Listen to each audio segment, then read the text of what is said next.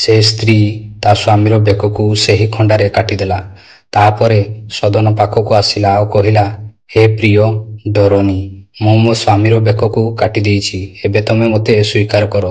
ଏହା ଶୁଣିକି ସଦନ ଭୟରେ ଥରିବାକୁ ଲାଗିଲା ଏବଂ କହିଲା, ଏ ପାପୀ ସ୍ତ୍ରୀ, ତୁ ଏ କ'ଣ କଲୁ?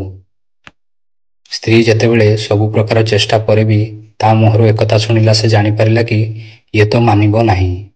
ତ ସେ ସ୍ତ୍ରୀ ଦ୍ୱାରକୁ ଆସିକି ଛାତିକୁ ପିଟି ପିଟି କାନ୍ଦିବାକୁ ଲାଗିଲା। ଲୋକମାନେ ତା କାନ୍ଦ ଶୁଣିକି ଏକାଠି ହୋଇଗଲେ।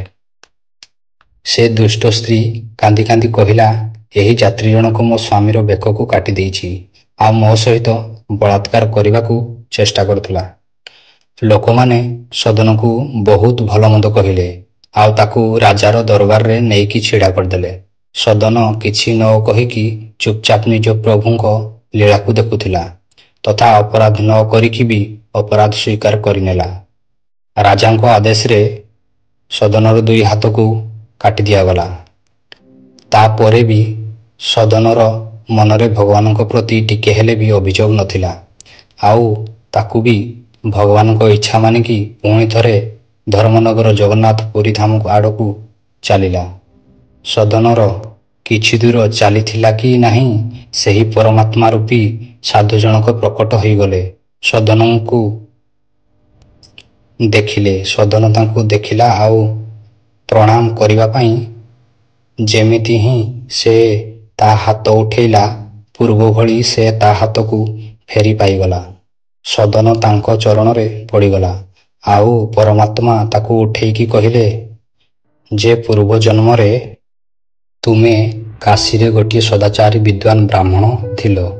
ଗୋଟିଏ ଦିନ ଗାଈଟିଏ ଗୋଟିଏ କସାଇ କବଳରୁ ଖସିକି ପଳେଇ ଯାଉଥିଲା।